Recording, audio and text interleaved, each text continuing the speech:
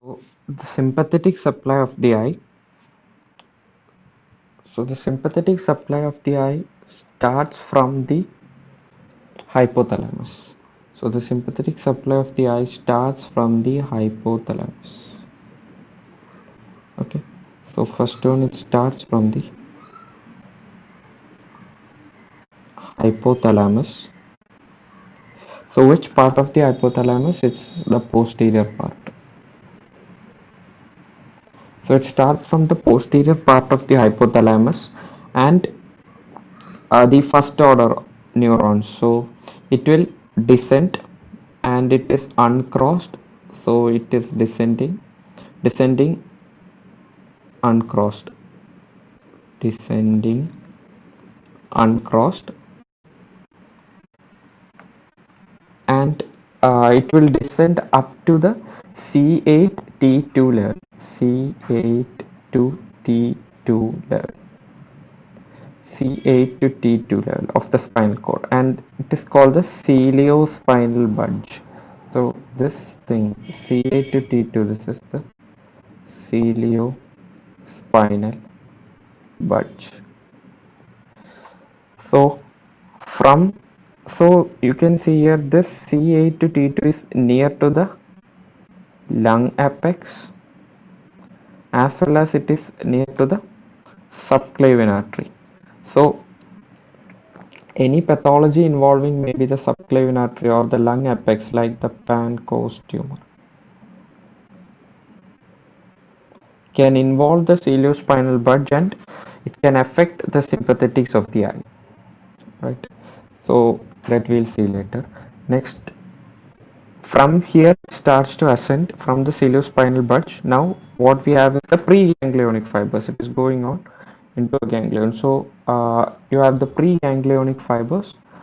From here you are having the ascending preganglionic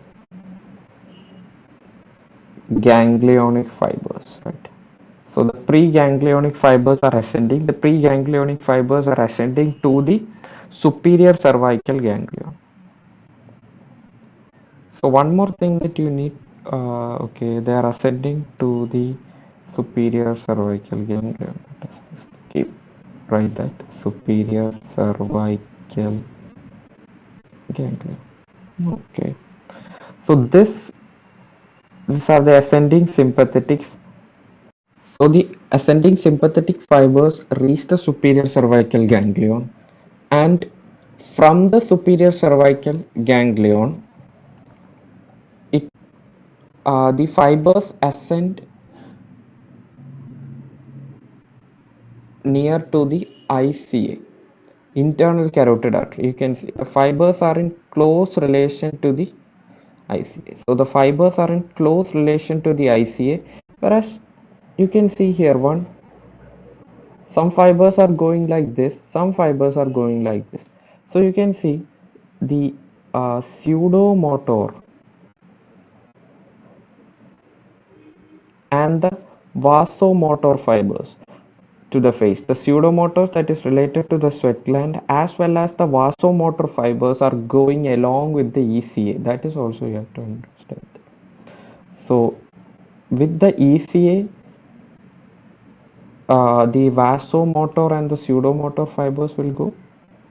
Vasomotor as well as the pseudomotor fibers will go. But with the ICA, the fibers that are related to the what sympathetics of the eye, like the supply to the dilator pupillae as well as the ciliary muscles will go. Now, so from the ICA, from the sympathetics that is in relation to the ICA, it will ascend to the cavernous sinus, and from the cavernous, that is ICA, along with the ICA, it goes into the cavernous sinus, and after exiting from that, this sympathetics will enter. The sympathetics will enter the ophthalmic division of the trigeminal nerve, that is V1. So, from the ophthalmic division of the trigeminal nerve. The sympathetic fibers that go along with the ophthalmic division of trigeminal nerve, and from that it will enter its branch, that is the nasociliary nerve. It will enter the nasociliary nerve, and from the nasociliary nerve it will enter the long ciliary nerve. So you can see here, it is entering the nasociliary nerve, it is entering the long ciliary nerve, and it is going into the dilator pupillae.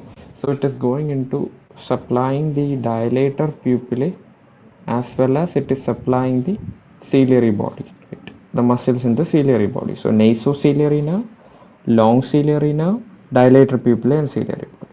And you can see here one another branch is going and supplying the Muller's muscle.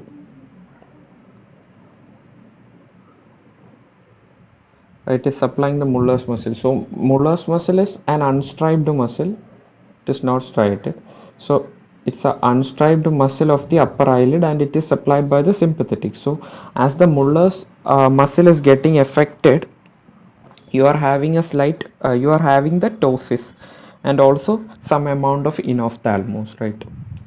So this is the Muller's muscle. So these are supplied the dilator pupillae, ciliary body, and the Muller's muscle are supplied by the sympathetics. So that is about sympathetic supply pathway of